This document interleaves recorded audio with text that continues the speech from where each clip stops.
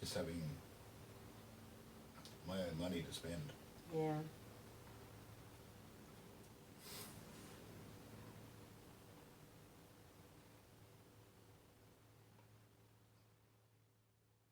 Did your parents fight about money because of your dad's drinking or anything? No, I don't think so. That's I've got a impressive. hair in my throat. Sorry? I think I've got a hair in my throat. Yeah. Do you want a glass of water? Please.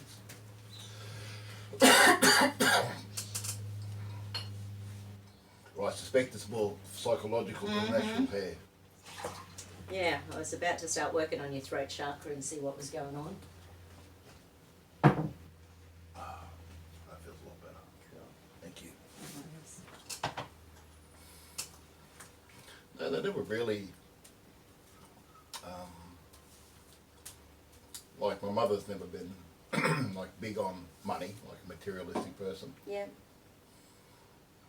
And I don't think my dad was either, so I think they had a very comfortable living. Yeah. What'd your dad do? He was originally a ship's captain, but he became a stevedore for a mining company. Yeah, right. So he'd really just coordinate the tugs of the boats, the ships coming in to load, unload. Yep.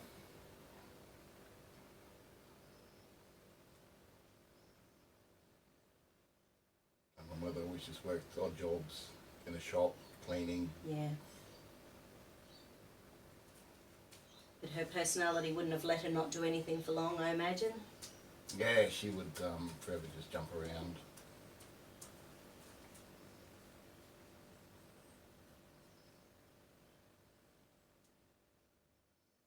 Yeah, so the throat and the base chakra. So something about...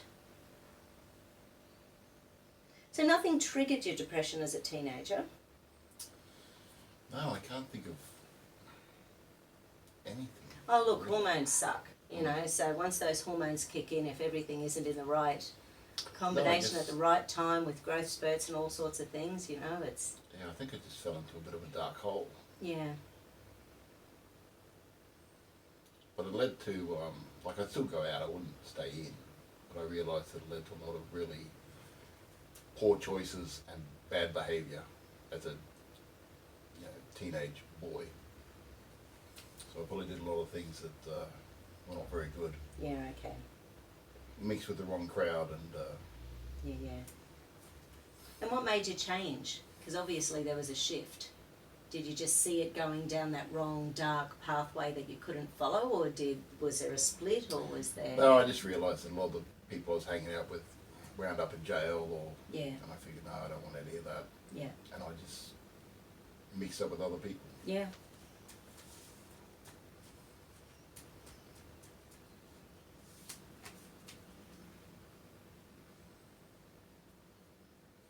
I think that happens a lot.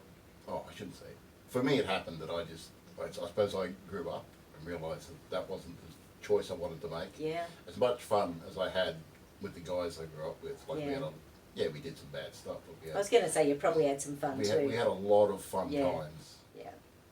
And I remember even like a lot of people thought, "Why are you mixing up with these guys? Because you're much better than them." I said, "Yeah, but it's like brothers, aren't they? We have such a great time. Yeah. They provide for me. I support them." But then after, it's just really got, as I got older and some of their antics got a lot worse, I'm like, yeah, no, that's not what I want to do. Yeah. So they wanted to draw me into other things. I said, nah, I'm not interested in that. Yeah.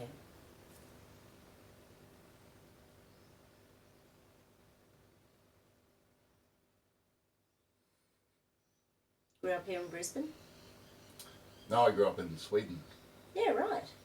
So my father, so we lived in New Guinea. So I used to go to boarding school in Townsville. Yeah. And then when my parents split up, maybe 11 or 12, one day my father picked me up from boarding school. So we were going on a holiday. And we went over to Sweden because he's Swedish. And after being there for probably about 6 weeks, I thought, how long is this holiday going to last? And he said, oh, by the way, we're not going back to Australia. Yeah, right. So what time was that? How old were you? 12, 13. Yeah, right. So basically I just stayed in Sweden for 11 years. Huh. Good times? Yeah. And somewhere in there the depression or that blackness sort of hit. I think once I got older, and I think it's a multitude of, I think one was I realised I didn't have the same cultural background, Mm-hmm. and there was no other, I suppose, Australians to mix Yeah. with, so I missed just the Australianness. Yeah.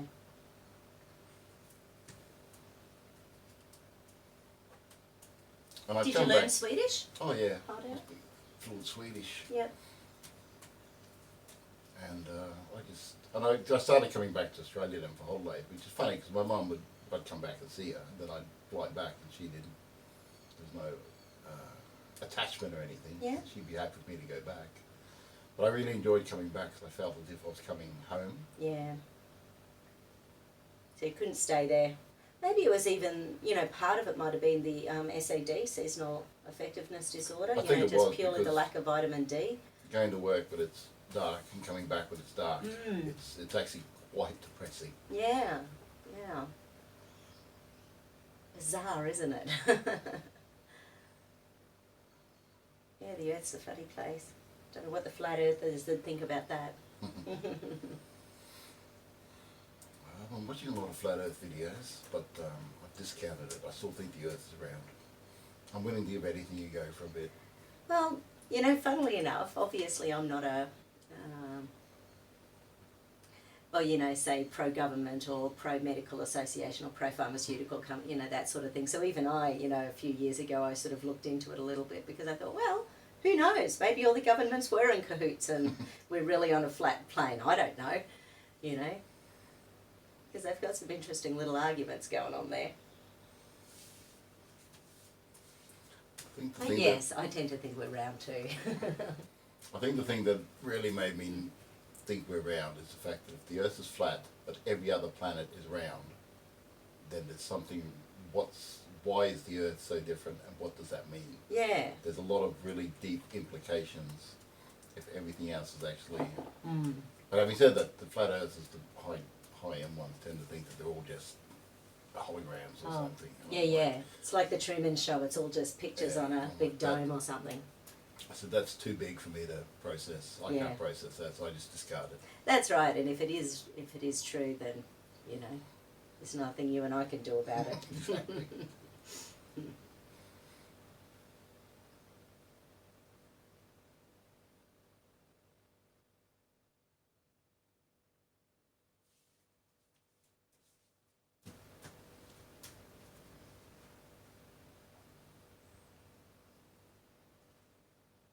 So in your conscious brain, so around that time when you were in that space, when you were a teenager, did you still do well at school? Did you manage to keep your focus at school and the rest of your life was a mess, or did school sort of fall apart a bit for you at the same time? No, I did really well at school. Yeah. I think I've always done well at school. Yeah. I think So the learning's always been a real haven for you. You've always Yeah. enjoyed it. Yeah. I just I love learning things. Even if I'm depressed, I'll still try and learn something. Yeah. Yeah. Right. Cool. It's probably been your saving grace, I think so. and it's probably why you're still here. Yeah. Yeah. So, because there's something in the little integration areas of the brain. What's your best way of learning? Probably doing. Yeah. Like Okay. I love reading. I love reading about how to do something, but then I've got to go do it. Yeah. And then once I do it, it all makes perfect sense. Okay. So kinesthetic. Okay.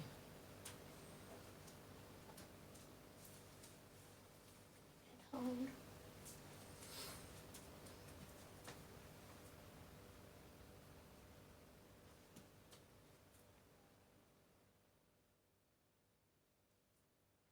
And that has just blown your base chakra and your throat chakra again. Interesting. Okay. And your dad was a doer as well, the way he learned? Yeah. I remember once my dad built a boat.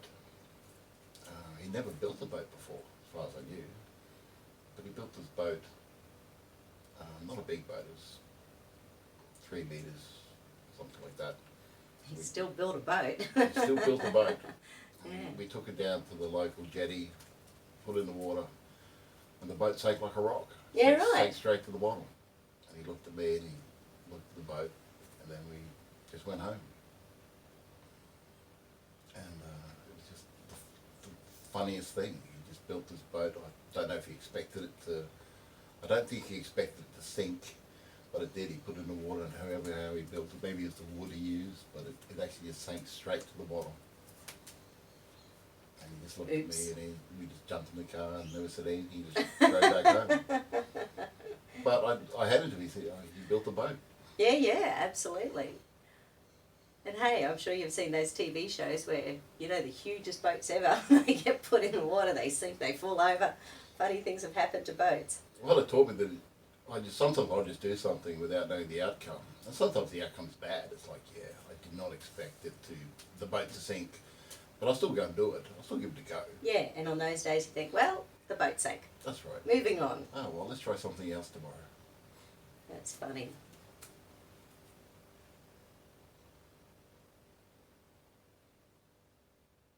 Have you been to Tasmania?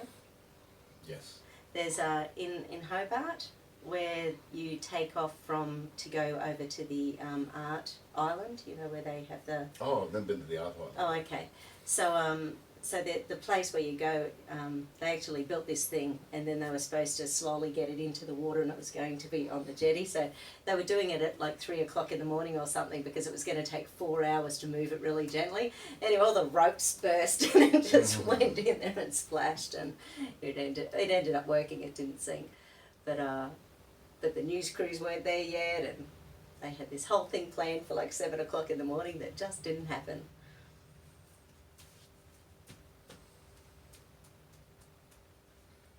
Well, you still got to give it a go. Even the best laid plans can fail. Yeah. Is your daughter like you? Willing to give things a go? Oh, yeah. Try it out. And kicks you in the butt, so you give things a go? Oh, yeah. My youngest daughter. So I've got 2 daughters and a son. Yep. My son's a goer. He'll just do things. Yeah. How old's he? 26. Yep. So what does he do? He's manager for a clothing range. A Okay. national manager. Nice. So he does a lot of flying. Yeah, he does a good job. I think he loves the job, Yeah. which is good. Although he's actually got a master's in law. Oh. Does he use that in his job? I don't think so. Still think he'd love to be a lawyer, but I think he just loves the excitement of the job. Yeah, okay. Because he probably ends up using that just in his mental thinking. You know, having a master's of law, you can't do something with that without it changing who you are, I imagine. But I think he uses the communication skills. yeah. And then your daughters? My middle daughter is unemployed at the moment. So she's a bit like me. She'll gladly stay at home and chill out. My youngest daughter's in year 10, but she's a goer. She'll do things and give it a go. And Yeah.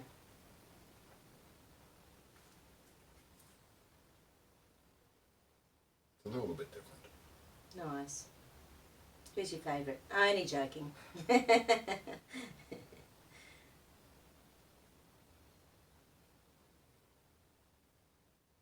One of my sons didn't talk to me for 10 years, and during that time, the other one, I'd say, "You're my favourite son who talks to me." And he'd always go, "Ha ha, Mum." I got away with it for 10 years. Well, I tell my son he's my favourite son. Yeah, but that's good. Then I suppose you've got My favourite middle favourite daughter. oldest daughter, yeah. Right.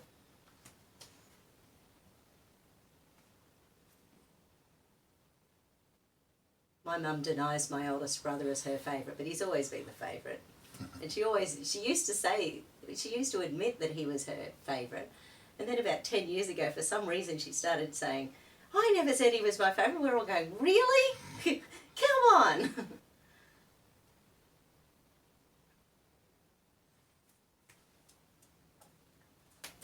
And she would even justify it by saying, well, he was the most beautiful baby ever, and how could he not be your favourite when he's the first and he's the best?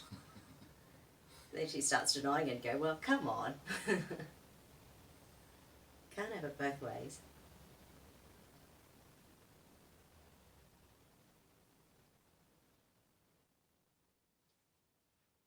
So your unemployed daughter, what would she like to do?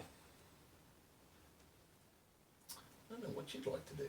I think she's at that stage in her life where she gets a bit anxious and depressed. So she used to work in a call centre for 3 years. Yeah, right. Which was definitely not good for her mental health. Yeah.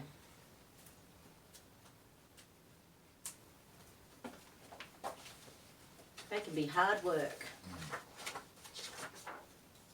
Lung, liver energy.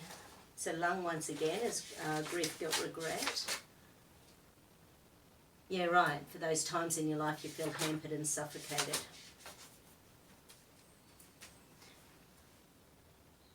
Have you ever felt with the kids that there was nothing you could do to help them out? Like, especially when you see her and those sort of traits that are sort of similar to where you've been, do you? Oh, I try. Like like I do a lot of self-testing for medication on myself. So Yeah. if I YouTube something that says if you're depressed, you should try theanine. Yes. I'll go buy myself some theanine Yeah. and give it a go, and I'll be like, oh, that's all right. And I'll give her some, and how do you feel? And, Yeah. but I also push her, like I say, you've got to get out more. And Yeah, let's go for yeah. a walk. And because once again, even if it's a chemical imbalance, I don't think. I think you can survive without tablets. Yeah. And I Well, think, let's face it, it's not a Zoloft deficiency, is it? You know, or a Prozac deficiency. It's. Yeah. No, I agree. You've had times on medications though. oh yeah. Yeah. And I imagine times when it was life-saving for you. Oh, definitely. I know a lot of people don't like taking antidepressants, but I'm like, I actually think they're lifesavers. Yeah. I think there's a time and place for everything. Yeah. And they've helped me through a lot of tough times. Yeah.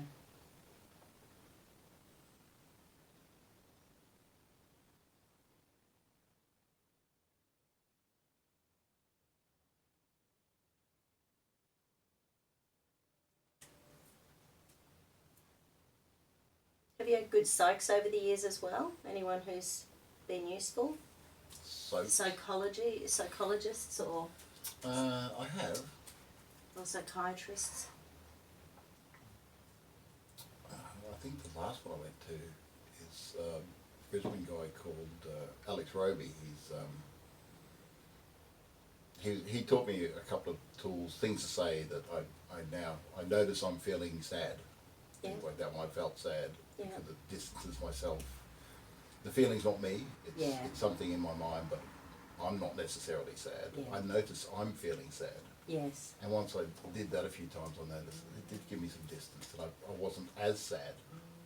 Nice.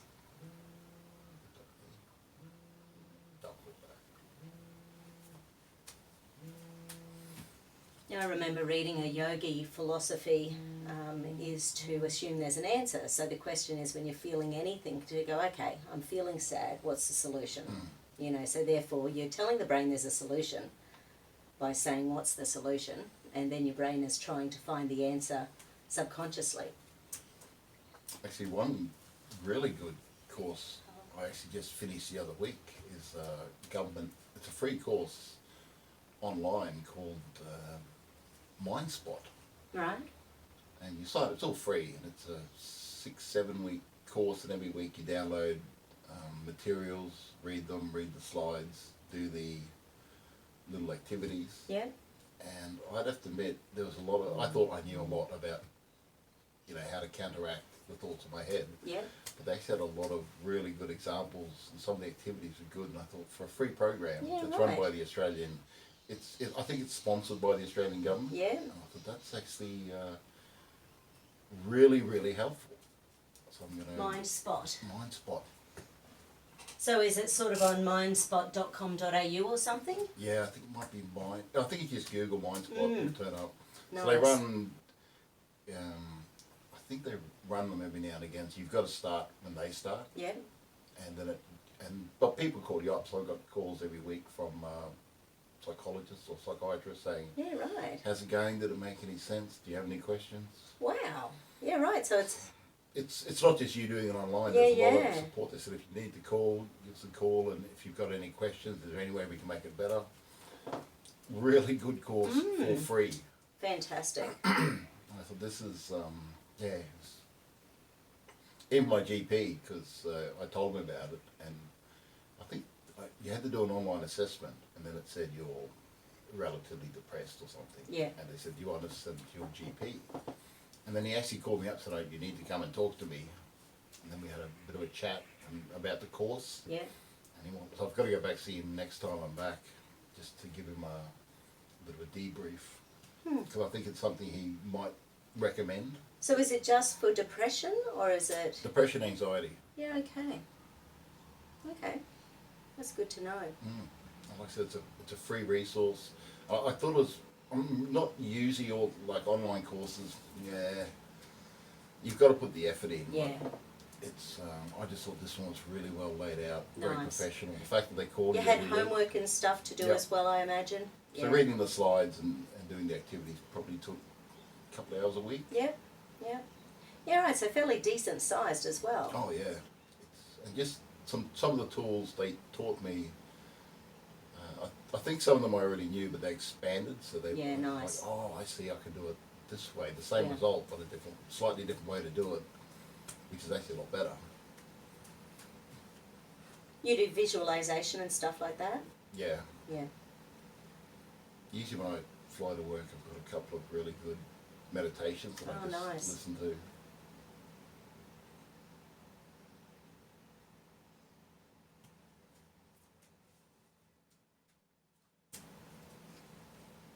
It's just about knowing that the coming week's going to be good, or the coming day. Yeah. Yeah, and putting that expectation out into the universe Yep. that everything's going to be fine.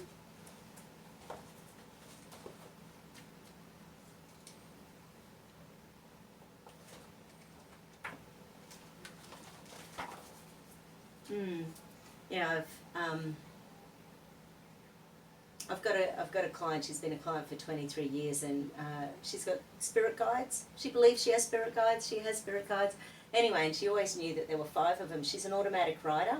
Oh. So one of the ways that she would download her day would be just to start writing about the day, but then the handwriting would change depending on which spirit guide was coming through her. And she knew that there were 5 distinct handwriting styles. So anyway, one day I sent her off to see a healer I knew, because it was something that I couldn't help her with. I can't remember what it was, and it was a long time ago. And so she went to this healer who said to her, "Oh my gosh, you're lucky, you've got 6 spirit guides." And my client went, No, 5. And she said, "No, the tall one's really quiet." Sits back and watches. Yeah, so, but what she used to do, she ended up being one of the top sales execs in Australia for a particular company. And she actually got all of her team doing a visualization, even if they didn't believe in spirit guides or energy or any of that stuff. She would say, "Okay, I just want you to sit down and think, and what's the number you want to reach this month?" And they would just write down a number, and then with the intent of the group all doing the same thing, they always met their sales targets. And she believes that when you wake up in the morning and you say what you want, your angels or spirit guides go out there and help you out. Start putting things into place to make it happen. I think it's really important to wake up, and as soon as you wake up, even if you don't feel it, have that sense of energy and well-being. Yeah, It just hit your brain with just say, "It's going to be a great day." yeah, Even if you feel like rubbish or whatever, if you do that, it might not be the best day, but it probably will be a better day than if you didn't say it. As strange as that sounds. yeah. When Jay and I are going through insomnia, one of the things that we do, we lie down in bed and we say, "Tonight I'm going to sleep through the night and wake up feeling really refreshed." You know, it's a similar sort of thing. Well, the same with problem solving. Like Exactly. the number of times where I've had an issue and I thought, oh, I'm going to sleep on it. Let's try and work it out while I'm sleeping. And sure enough, I'll have a dream about something, or even that whole half daisy when you're between sleep and awake, and you just come up with an idea like, oh, I might give this a go. Sounds a bit wacky, but Yeah. Yeah. I deserve to have abundance. Hold. I am worthy of abundance. Hold.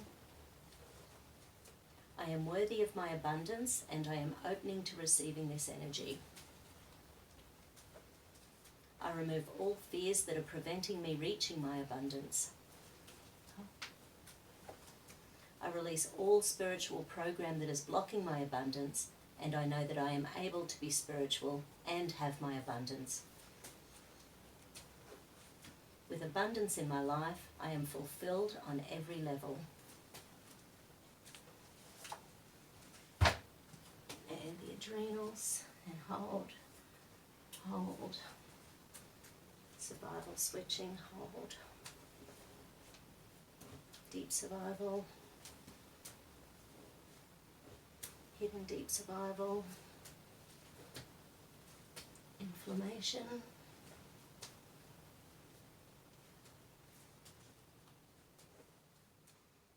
And celestial circuit.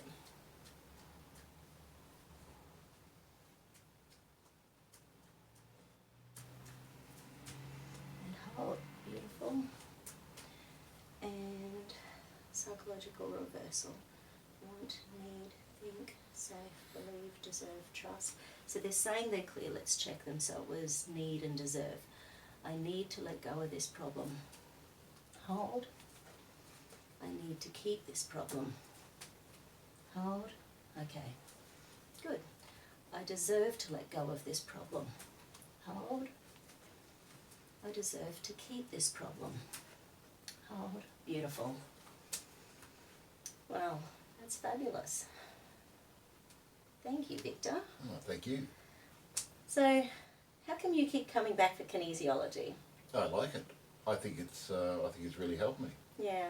It's one of the few modalities I've tried where I actually feel a difference, and it's slightly more than subtle, if I Yeah. put it that way. It's something that I think know what is- you there's mean, a, there's yeah. a tangible change Yeah. in myself that I've noticed over the past few months, which So what have we had? 4 or 5 sessions or something like that? Yeah.